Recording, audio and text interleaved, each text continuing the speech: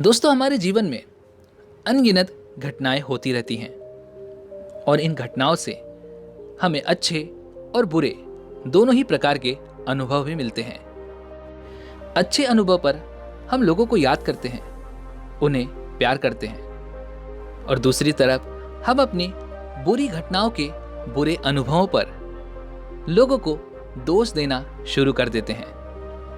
लेकिन क्या आपने कभी ये सोचा है कि इसमें सही क्या है और गलत क्या है? क्या आपने कभी उस चीज को गौर से समझने की कोशिश की है? तो आज की इस कहानी के माध्यम से हम ऐसी 4 बातें जानेंगे जो आपके जीवन में आपके हर मोड़ पर आपका साथ देंगी। ये कहानी बहुत पहले की है। एक बार महात्मा बुद्ध और उनका शिष्य आनंद किसी जंगल से होकर गुजर रहे थे। चलते चलते बहुत समय बीत चुका था, दिन ढलने आ चुका था, परंतु उन्हें वो रास्ता अब तक नहीं मिला था जो उन्हें उनकी मंजिल तक पहुंचा दे। यानी महात्मा बुद्ध और आनंद श्रावस्ती के एक गांव की तरफ जाना चाहते थे, लेकिन देर काफी हो चुकी थी और धीरे धीरे दिन भी ढल रहा था। महात्मा बुद्ध और आनंद ने तय किया था कि आज की रात वो उसी गांव में बिताएंगे और अगले दिन वो जैतवन के लिए फिर से वहां से प्रस्थान करेंगे। आपको ये भी बता दूं कि जैतवन वही स्थान था जहां पर महात्मा बुद्ध और उनके भिक्षु उस समय ठहरे हुए थे। लगातार चलते रहने के बाद, काफी लंबे समय के बाद, आखिरकार महात्मा बुद्ध और आनंद को वह रास्ता मिल गया जो उन्हें श्रावस्ती के उस गांव की तरफ ले जा सकता था। महात्मा बुद्ध और आनंद अपनी मंजिल की तरफ तेजी से बढ़ रहे थे, परंतु काफी देर चलने के बाद भी उन्हें वो गांव दिखाई नहीं दे रहा था। कुछ दूर और आगे चलने के बाद महात्मा बुद्ध और आनंद को एक किसान अपने खेतों में काम करता हुआ दिखाई पड़ता है। यह देख आनंद उस व्यक्ति से पूछता है कि हे भंते, ये बताइए कि आने वाला जो गांव है ये और कितनी दूर है? इस पर वह किसान उनसे कहता है कि अब ज्यादा दूर नहीं है, बस 2 कोस और बचे हुए हैं। यह सुन आनंद का मन और प्रसन्न हो जाता है, क्योंकि वह चलते चलते थक चुका था और उसे अब बड़ी प्रसन्नता हो रही थी कि हम बहुत ही जल्द उस गांव तक पहुंच जाएंगे। वो बड़ी प्रसन्नता से महात्मा बुद्ध से कहता है कि हे बुद्ध, अब हमें बहुत ज्यादा दूर नहीं जाना है, केवल 2 कोस और बचे हुए हैं। इस पर महात्मा बुद्ध और आनंद दोनों ही उस किसान का आभार व्यक्त करते हैं और वहां से आगे की मार्ग की ओर चल पड़ते हैं। धीरे धीरे चलते चलते महात्मा बुद्ध और आनंद लगभग 2 कोस का वो सफर तय कर लेते हैं, लेकिन अभी तक वो गांव उन्हें नजर नहीं आ रहा था। यह देख आनंद के मन में क्रोध उत्पन्न हो रहा था। आनंद महात्मा बुद्ध से कहता है कि हे बुद्ध, उस व्यक्ति ने तो हमें बताया था कि सिर्फ 2 कोस की दूरी पर वो गांव हमें मिल जाएगा, परंतु हम लगभग 2 कोस यहां पर चल चुके हैं और अभी तक वो गांव हमें नजर नहीं आ रहा।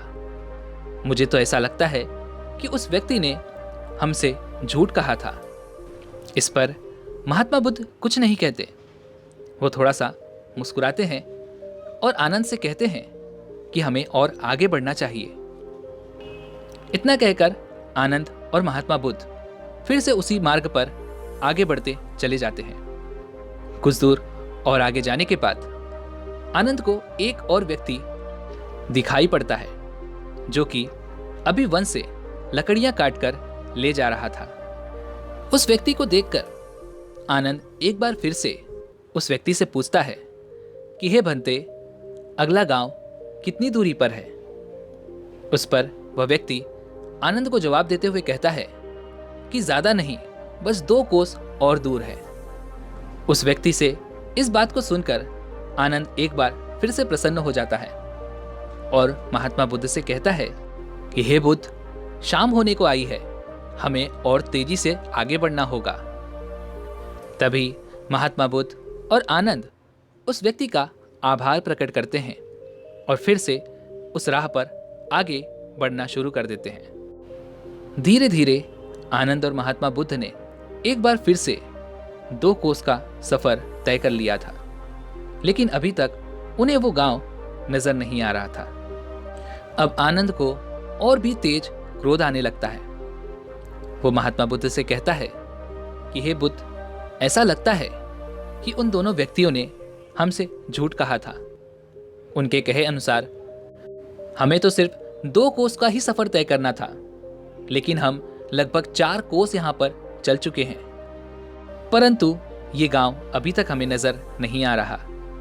वे दोनों ही बहुत बुरे थे, क्योंकि उन्होंने हमसे झूठ कहा और हमें धोखा दिया है, और ये अच्छी बात नहीं है। इस पर महात्मा बुद्ध कहते हैं कि हे आनंद, शांत हो जाओ। लोग बुरे नहीं होते हैं, हमारा क्रोध बुरा होता है। शांति से अगर तुम काम लोगे तो अवश्य ही हम बहुत जल्द अपनी मंजिल तक पहुंच जाएंगे, और अगर तुम क्रोध में आकर अपना आपा खो दोगे तो शायद हमें ये रात यहीं पर बितानी पड़ जाए। इसलिए धैर्य से काम लो और आगे बढ़ते रहो। आगे चलते चलते हमें अपनी मंजिल अवश्य मिल जाएगी। यह सुन आनंद महात्मा बुद्ध की बात मान लेता है और उनके साथ आगे की तरफ चलना शुरू कर देता है। धीरे धीरे चलते चलते फिर एक बार आनंद और महात्मा बुद्ध लगभग 2 कोस का सफर तय कर लेते हैं और अब की बार रात हो जाती है। लेकिन महात्मा बुद्ध और आनंद अपनी मंजिल यानी कि उस गांव तक पहुंच जाते हैं। गांव पहुंचने के बाद भी आनंद के मन में जो क्रोध था वो वैसे ही बना हुआ था। गांव पहुंचते ही महात्मा बुद्ध ने आनंद से कहा, देखा आनंद कि वो दोनों व्यक्ति कितने दयावान थे, कितने करुणावान थे। उन्होंने हमें इस गांव का रास्ता दिखाया और हमें इस गांव तक आखिर पहुंचा ही दिया। अगर वो दोनों व्यक्ति हमें रास्ता ना बताते तो शायद हम यहां तक पहुंच नहीं पाते। हमें रात कहीं न कहीं किसी जंगल में ही बितानी पड़ जाती। इस पर आनंद महात्मा बुद्ध से क्रोधित होकर कहता है, हे बुद्ध, इनमें उन दोनों व्यक्तियों का क्या योगदान था? उन्होंने तो हमें झूठ कहा कि गांव सिर्फ 2 ही कोस दूर है। हमने चलते चलते लगभग 6 कोस का सफर तय किया है और आप अभी भी उन्हें ही करुणावान बता रहे हैं, दयावान बता रहे हैं। इस पर महात्मा बुद्ध आनंद से कहते हैं, आनंद, तुमने देखा है कि इस समय सर्दियों का मौसम चल रहा है और सर्दियों में दिन छोटा और रातें बड़ी होती हैं। इसलिए उस पहले व्यक्ति ने यह सोचा होगा कि अगर मैं इन्हें यह बता दूं कि अभी वो गांव 6 कोस दूर है तो शायद ये आगे जाने का प्रयास ही ना करें और इन्हें सर्दियों के मौसम में किसी वृक्ष के नीचे अपनी रात बितानी पड़ जाएगी। इसलिए इनसे झूठ कह देता हूं कि गांव सिर्फ 2 ही कोस दूर है, और ऐसा कहने से और 2 कोस दूर तक का सफर तय कर लेंगे और इनकी मंजिल भी और नजदीक आ जाएगी और ये लोग अपनी मंजिल तक और भी जल्दी पहुंच जाएंगे। और उस दूसरे व्यक्ति ने भी कुछ ऐसा ही हमारे लिए सोचा होगा, ताकि हम लगातार चलते रहें और अपनी मंजिल तक पहुंच जाएं और हमें अपनी ये रात किसी जंगल में किसी पेड़ के नीचे ना बितानी पड़े। तो तुमने देखा वो दोनों ही व्यक्ति कितने करुणावान थे, कितने दयावान थे। हमें उनका आभार व्यक्त करना चाहिए। हे आनंद, अगर वो दोनों व्यक्ति आज हमें मार्ग में ना मिलते तो हम अपनी ये रात ठंड में ठिठुरते हुए वन में किसी वृक्ष के नीचे गुजार रहे होते। और आनंद, तुम ये बात अच्छे से जानते हो कि हमें वृक्ष के नीचे बैठने में कोई आपत्ति नहीं है, लेकिन वो दोनों व्यक्ति बड़े ही दयावान थे। वो नहीं चाहते थे कि हम अपनी रात किसी वन में किसी वृक्ष के नीचे गुजारें। आनंद महात्मा बुद्ध से कहता है कि हे बुद्ध, ये तो आप कह रहे हैं क्योंकि आप दयावान हैं, करुणावान हैं, बस इसीलिए आपको सभी में करुणा ही दिखाई पड़ती है। लेकिन मैं आपसे ये जानना चाहता हूं कि उन दोनों ने हमारे लिए कुछ ऐसा ही सोचा होगा, इसका क्या प्रमाण है? वो दोनों व्यक्ति यही चाहते थे, ये भला कौन बताएगा? उनका उद्देश्य क्या था, सही या फिर गलत? इस पर महात्मा बुद्ध मुस्कुराते हुए आनंद से कहते हैं कि हे भंते, मैं तुम्हें यही तो समझाना चाहता हूं कि सवाल ये नहीं कि उन लोगों का उद्देश्य क्या था, बल्कि सवाल ये है कि क्या उनका उद्देश्य तुम्हारे उद्देश्य को प्रभावित कर सकता है? क्या उनके उद्देश्य के कारण तुम्हारा जो उद्देश्य था वो असफल रह गया? क्या तुमने उनकी बातें सुनकर अपनी मंजिल को हासिल नहीं किया? हे भंते, तुम सब धर्म के मार्ग पर चल रहे हो। तुम्हारा मार्ग सत्य का है और तुम्हारे मन में ऐसे विचार उत्पन्न नहीं होने चाहिए। तुम्हारे मन में क्रोध जैसी भावना उत्पन्न नहीं होनी चाहिए। क्या किसी के गलत उद्देश्य मात्र से तुम्हारे भीतर क्रोध जैसी भावना उत्पन्न हो सकती है? अगर हो सकती है तो फिर इसमें किसी और की नहीं बल्कि तुम्हारी गलती है, क्योंकि तुम अपने मन पर, अपने आप पर अपना नियंत्रण खो रहे हो। तुमने खुद की खुशी को दूसरे के हाथों में दे दिया है और ऐसा करने पर जब चाहे वो तुम्हें दुख दे सकता है। महात्मा बुद्ध की इस बात को सुनने के बाद आनंद कहता है कि हे बुद्ध, आप सही कह रहे हैं, लेकिन मैं एक मनुष्य हूं। अच्छा और बुरा लगना ये तो स्वाभाविक है। इसमें भला मेरा क्या दोष है? इसमें मेरा क्या योगदान हुआ? इस पर महात्मा बुद्ध आनंद से कहते हैं, तुम्हारा इसमें यही योगदान है कि जब तुम्हारे मन में ये क्रोध का भाव उठ रहा था, जब तुम्हारे मन में तकलीफ जैसी भावनाएं उत्पन्न हो रही थी, तब तुमने इन्हें जागरूकता के भाव से नहीं देखा, जिसकी वजह से तुम इन भावनाओं में बहते चले जा रहे हो और तुम्हारा इस तरह से बह जाना ही तुम्हारे दुख का असली कारण है। तुम जितना इससे जुड़ोगे, ये उतना ही तुम्हें तकलीफ देगा और तुम्हें बहाव में बहाता लेकर चला जाएगा।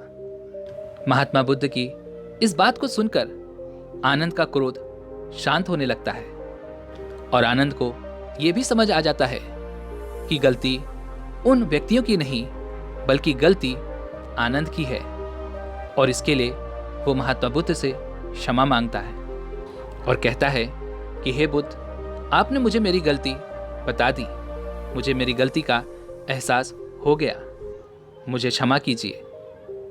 इस पर महात्मा बुद्ध आनंद को आशीर्वाद देते हैं। साथ ही महात्मा बुद्ध और आनंद उस रात उसी गांव में बिताकर अगले दिन सुबह सुबह जैतवन के लिए निकल जाते हैं।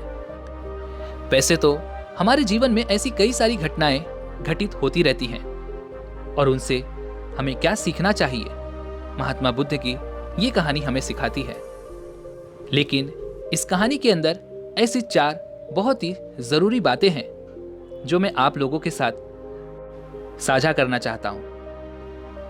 पहली बात, दोस्तों, परिस्थितियां हमारे जीवन में हमें कभी बताकर नहीं आती, ये अचानक ही आती हैं और हमें बहाकर लेकर चली जाती हैं। सुख हो या दुख, परिस्थितियों से कभी मत घबराइए। परिस्थितियों में अपने नजरिए पर ध्यान दीजिए। अगर आपका नजरिया नकारात्मक होगा तो आप उस बहाव में बहते चले जाएंगे। और वहीं पर अगर आपका नजरिया सकारात्मक है, तब आप उन परिस्थितियों में अपने आप को जरूर संभाल लेंगे। इसलिए अच्छा सोचें, अच्छा देखें और अच्छा समझें। दूसरी बात, बाहर कुछ भी हो रहा हो, बाहर कैसी भी परिस्थिति हो, लेकिन आपके भीतर वही शांति होनी चाहिए।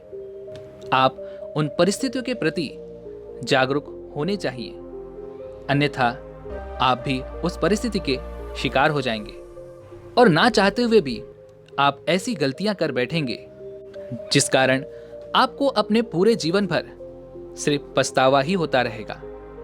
इसलिए बाहर की स्थितियों पर ध्यान न देकर अपनी भीतर की स्थिति को संभालने की कोशिश करें। शांत रहें, जागरूक रहें। तीसरी बात, दोस्तों, हम अपने जीवन में कोई न कोई लक्ष्य अवश्य ही निर्धारित करते हैं। कोई छोटा तो कोई बड़ा, कोई कम समय का तो कोई लंबे समय का। छोटे समय वाले लक्ष्य की अच्छी बात यह है कि उन्हें तो हम हासिल कर ही लेते हैं, लेकिन जहां बात आती है लंबे समय के लक्ष्य की, तो यहां पर हमें उस लक्ष्य को बांट देना चाहिए छोटे छोटे हिस्सों में। क्योंकि जब आप छोटे छोटे हिस्सों को प्राप्त करते जाओगे तो उससे आपको एक अलग ही खुशी प्राप्त होगी और इसी खुशी के कारण आप अपने अगले लक्ष्य की तरफ और भी ज़्यादा प्रेरित हो जाओगे, जिस वजह से आपका जो लक्ष्य है वो धीरे धीरे ही सही, लेकिन आप अपने उस बड़े और लंबे लक्ष्य की तरफ तेजी से पहुंच पाओगे और उसे हासिल भी कर पाओगे। लेकिन याद रहे कि किसी भी लक्ष्य को हासिल करते वक्त अपने नजरिए को सकारात्मक ही बनाए रखिएगा, क्योंकि जब हम अपने लक्ष्य की तरफ पहुंच नहीं पाते या फिर उसमें पहुंचने में देरी होती है, तो हमारी सोच और हमारा नजरिया नकारात्मक बन जाता है। ऐसे वक्त में आपको अपने नजरिए पर ध्यान देना आवश्यक है और एक सकारात्मक सोच रखना आवश्यक है। चौथी और बहुत जरूरी बात, जरूरी ये नहीं कि लोग हम पर क्या फेंकते हैं, यानी कि लोगों का उद्देश्य क्या है। जरूरी तो ये है कि हमारा उद्देश्य क्या है, हम क्या करना चाहते हैं, हम क्या बनना चाहते हैं। लोगों का काम हमें रोकना है। जिन्होंने वो काम कभी नहीं किया वो आपको अवश्य ही रोकेंगे। वो ये कभी नहीं चाहेंगे कि आप आगे बढ़ो। लेकिन अगर आप अपने आप को जानते हो, अपने उद्देश्य को जानते हो, तो फिर आपको आगे बढ़ने से कोई नहीं रोक सकता। इसलिए लोगों की बातों पर ध्यान देने से अच्छा है कि आप खुद पर ध्यान दें, खुद के लक्ष्य पर ध्यान दें और खुद के उद्देश्य को याद रखें। तो दोस्तों, उम्मीद है कि आपने आज की इस वीडियो से ज़रूर कुछ न कुछ सीखा होगा। तो आपने आज क्या सीखा है वो मुझे आप कमेंट में बता सकते हैं। उम्मीद है कि आप सभी को आज की ये वीडियो ज़रूर अच्छी लगी होगी। तो वीडियो को लाइक और अपने दोस्तों के साथ शेयर ज़रूर कीजिएगा और हमें ऐसे ही सपोर्ट करने के लिए चैनल को सब्सक्राइब और घंटी बटन को भी ज़रूर दबा दीजिएगा। चलिए मिलते हैं ऐसी एक और वीडियो में, तब तक के लिए अपना ख्याल रखें। धन्यवाद।